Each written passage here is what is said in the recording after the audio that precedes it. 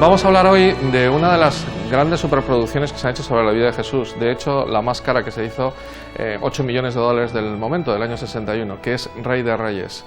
Una película que surgió de dos autores, de dos personajes que estaban intentando hacer una misma película que tenía un nombre algo así como El hombre de Nazaret. El primero es Samuel Bronston, el productor, y el segundo Nicholas Ray, el director de la película. Samuel Bronston es un productor un poco distinto al resto, muy parecido a los primeros productores de Hollywood, porque creó un imperio y un imperio en España al margen de las grandes productoras de Hollywood, aunque luego le vendió la película a la Metro para que la distribuyera, y que de alguna manera tenía esos toques que tenía antes Louis Mayer o Selznick con los grandes productores antiguos. Nació en Besarabia, en lo que actualmente es Moldavia, entonces era la URSS. De hecho, varias fuentes lo sitúan como sobrino de Trotsky, tema que no he podido comprobar nunca. Bueno, el caso es que emigró a París, estudió en la Sorbona y luego ya empezó a hacerse muchos amigos de dinero, empezó a producir en Hollywood. Uno de sus mejores amigos era DuPont, el célebre rey del nylon, el de las químicas, y con ese dinero y dinero de varios bancos, al final decidió crear unos estudios en España. Se vino a España porque era mucho más barato, era una posibilidad muy grande, el cambio peseta-dólar, eso le daba muchas posibilidades de manejarse, los extras eran más baratos, todo era más barato, el rodaje, etcétera, etcétera, y se estableció en la Castellana, compró los estudios Chamartín, y aquí vino a hacer grandes superproducciones. De hecho, llegó a hacer 5. Se trajo a 2 directores muy buenos, a Nicholas Ray para hacer Rey de Reyes y 55 días en Pekín, a Anthony Mann, el célebre director de westerns, para hacer nada menos que El Cid y después La caída del Imperio Romano, y para terminar a Henry Hathaway, su quinta película de Bronston en España, con la que terminó su estancia aquí, que se llama El fabuloso mundo del circo. Esas 5 películas fueron rodadas todas en España, con muchos actores españoles, con extras españoles, en localizaciones españolas, y con un dinero que no era de aquí, y con cantidad de gente que venía de Hollywood también para trabajar con él. Bien, ese es Samuel Bronston, y esa es la historia de su productor aquí en España. Nicholas Ray. Nicholas Ray es uno de los directores que gozan de mayor prestigio entre muchísimos directores europeos, entre ellos Victor Erice, por ejemplo, el director español, o Godard, el célebre director francés, y entre un sector de la crítica que lo ha tenido siempre como un autor de muchos bemoles, en todos los sentidos de la palabra. Es muy original, es tremendamente... tiene un mundo personal que desde su primera película, en Los amantes de la noche del año 48, se muestra, y que tendría un lugar en la historia del cine solamente por 3 películas que han sido 3 mitos. Un western llamado Johnny Guitar, que le situó en el mapa mundial. Posteriormente, esa grandísima película que es Rebelde sin causa, que hizo de James Dean un mito y que además hizo del CinemaScope un nuevo arte. Y Chicago años 30, Party Girl, que aquí se llamó Chicago años 30, todas ellas en los años 50, que le convirtieron en un autor de prestigio.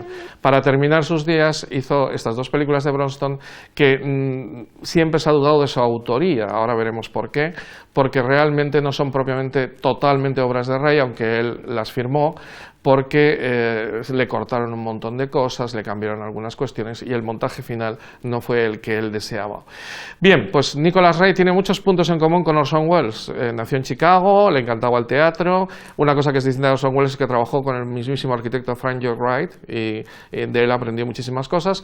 También hizo sus pinitos en la radio, en el cine fue primer ayudante de dirección con el mismísimo Elia Kazan, pero también tiene que ver con Orson Welles porque tenían unas ideas muy personales, eran muy partidarios del mismo tipo de blanco y negro, y lo que sí no tiene nada que ver es en el estudio del CinemaScope, que Ray lo hizo fenomenal.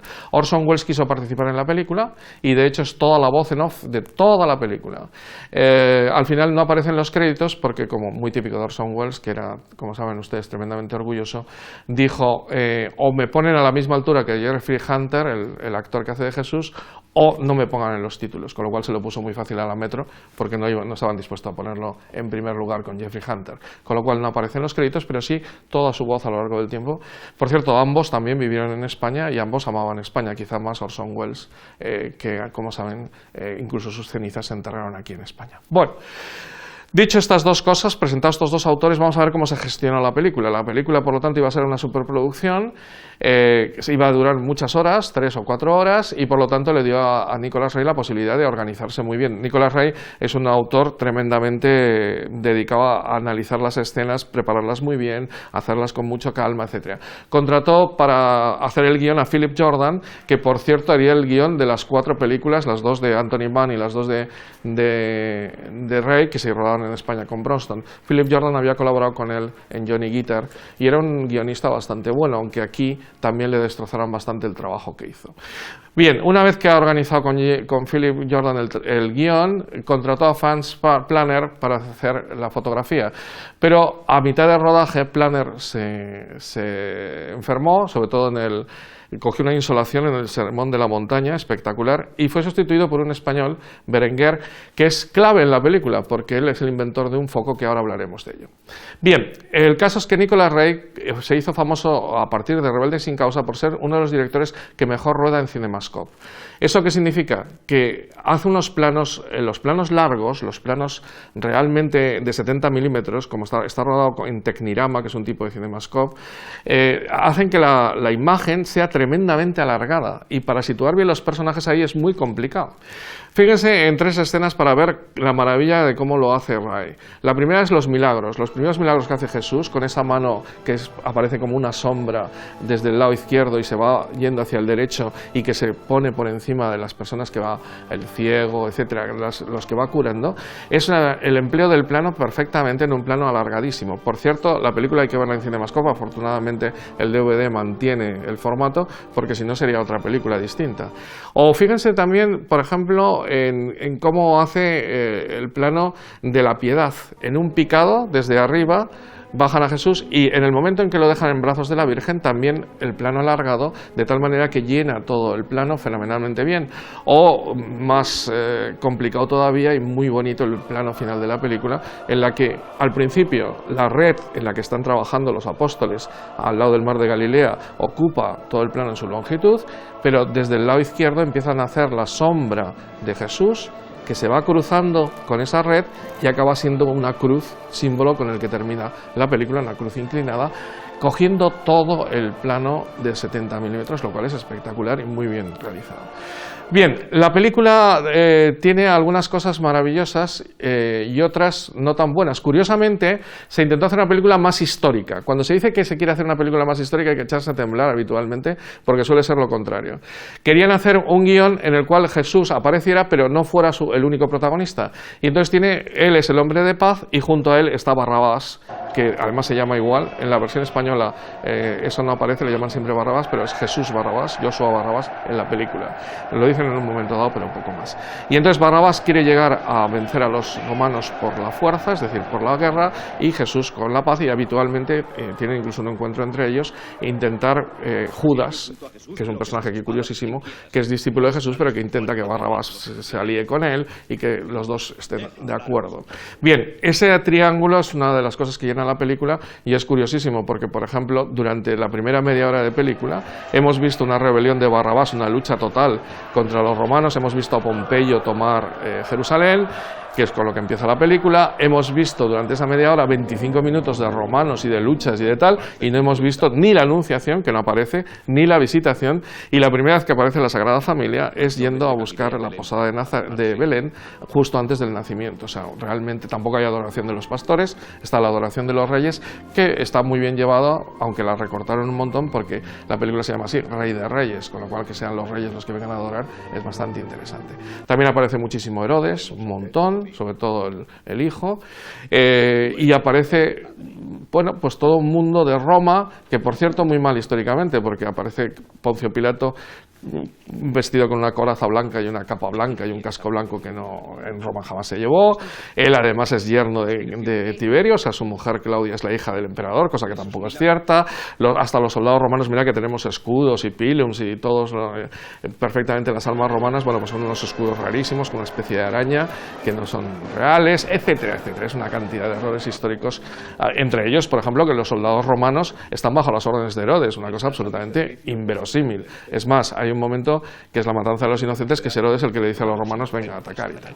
De todas maneras, esto produce dos personajes interesantes, que son Poncio Pilato, que aparece un montón en la película, su mujer Claudia, que es el primer personaje interesante, y el segundo, un romano que se llama Lucio, que aparece en toda la película, desde el inicio, desde la matanza de los inocentes hasta la crucifixión. De hecho, es el que dice el centurión, en este caso es más que centurión, pero el centurión que dice este realmente era el Hijo de Dios, de tal manera que son personajes que a lo largo de toda la película aparecen muchas veces. Bien, vamos con lo que decía antes del objetivo Berenguer, que me parece uno de los descubrimientos más interesantes y que además Nicolás Rey estaba muy orgulloso de este objetivo que inventó este español, director de fotografía. Es un objetivo, es muy difícil conseguir que la película tenga profundidad de campo cuando tienes un cinemascope. Orson Welles era un genio para hacer esto con una pantalla más pequeña, pero el tener un cinemascope es complicadísimo. Y inventó un objetivo este hombre que se ve perfectamente en esa escena, que me encanta, creo que es una de las escenas más bonitas de la película, que es cuando San Pedro va a ver a Jesús y a María antes de irse Jesús y San Pedro a Jerusalén, al Domingo de Ramos.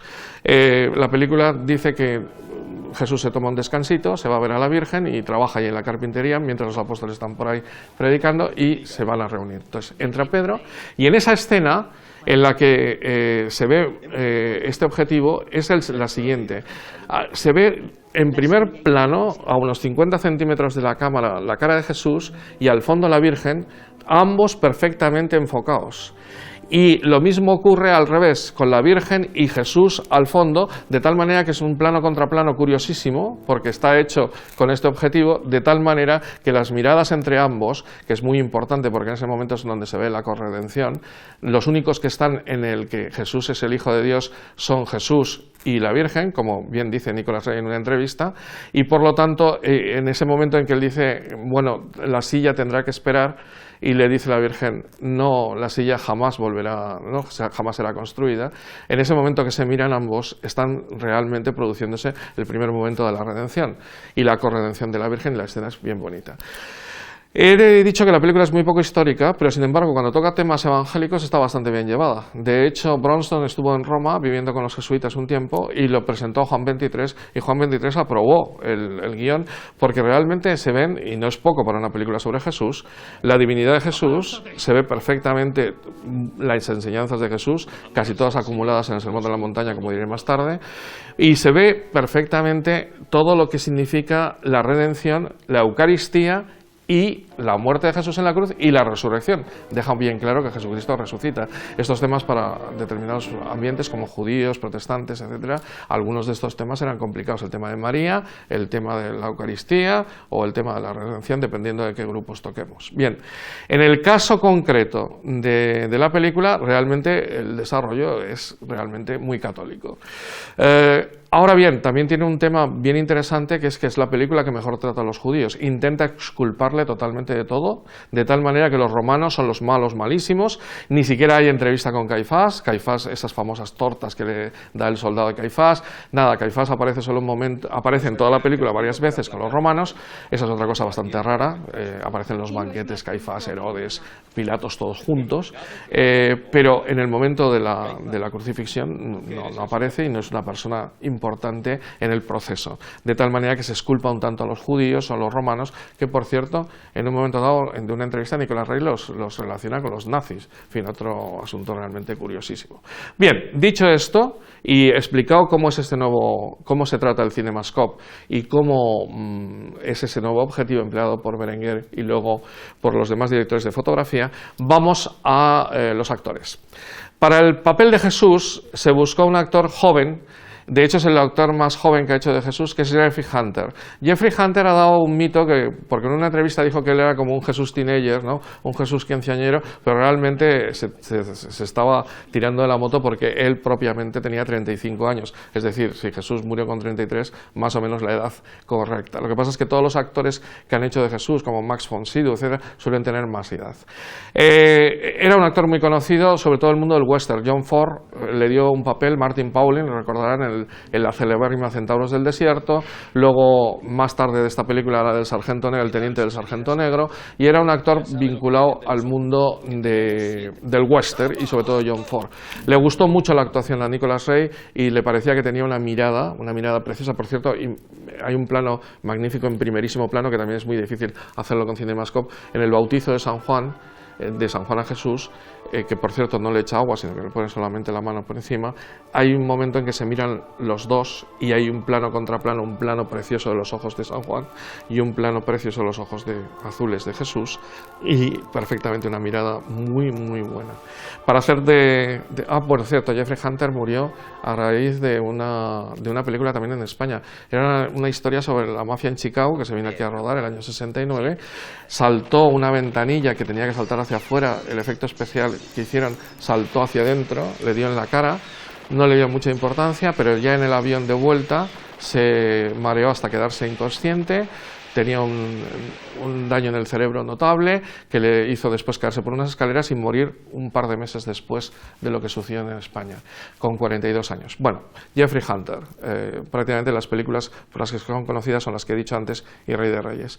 Y luego queda Robert Ryan, el otro gran actor, que es el que había colaborado ya con Nicholas Ray en varias películas, entre ellas Infierno en las nubes, y Robert Ryan, un actor que siempre tiene una cara tremendamente maciza, los rasgos muy marcados, es el que hace aquí de San Juan Bautista, un papel que le va como anillo al dedo y que lo borda y que tiene algunas escenas muy buenas. El encuentro, que no es del Evangelio, entre Jesús y San Juan y Juan el Bautista en la cárcel es muy interesante, con una rampa por en medio y cómo él ve a Jesús entre las rejas, en fin, también la puerta por la muerte de San Juan es muy interesante. Bueno, pues Robert Ryan, que sería más tarde mucho más famoso con Grupo Salvaje y todas las películas de carácter que ha hecho, que son muchísimas, por ejemplo 12 del Patíbulo, etcétera. Bueno, los demás actores no son muy conocidos. Siobhan McKenna, que es la que hace de la Virgen, hace una Virgen mayor, muy entrañable, la más casera probablemente de todas las vírgenes. Es una Virgen muy de hogar, que está tejiendo siempre,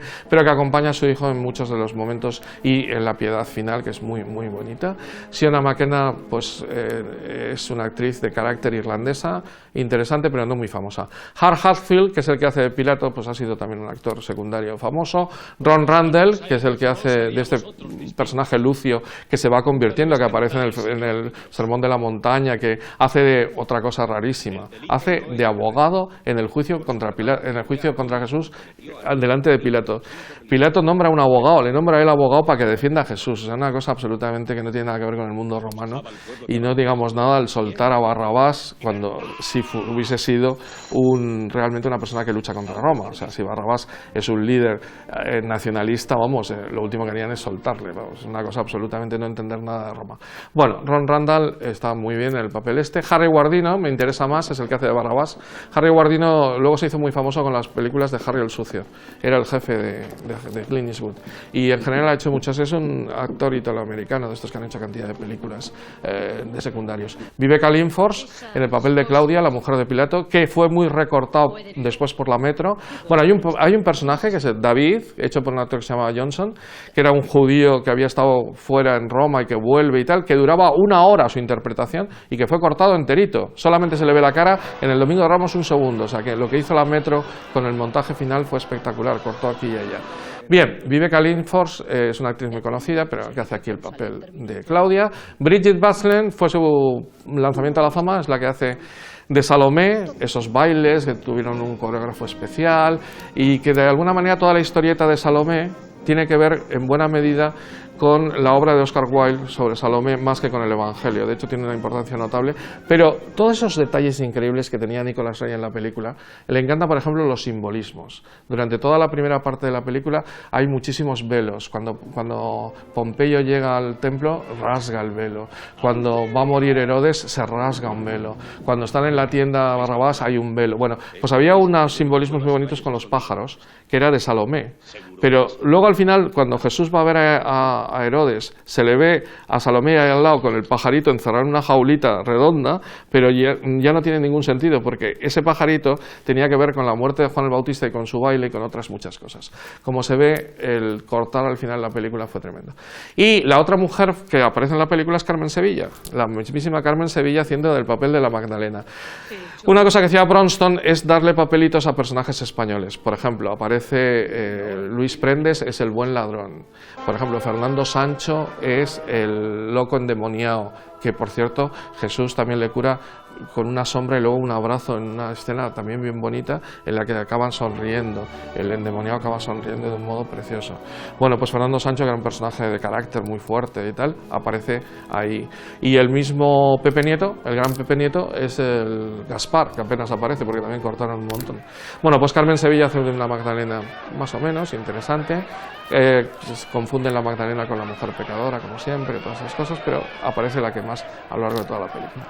Si la música les suena y todo el ambiente les suena es porque Miklos Rozsa es el mismo director musical de Ben-Hur y de Quo Vadis, y de alguna manera las tres películas tienen relaciones de esas cosas porque la música es muy similar. Él ganó 3 Óscares, estuvo nominado 16 veces, es un actor de grandes bandas sonoras y algunas de Hitchcock, por ejemplo, estoy pensando en Recuerda, que fue su primer Oscar, la famosa película de Gregory Peck y Ingrid Bergman, con músicas distintas, pero cuando hacía películas épicas, música para películas épicas se parecen todas bastante.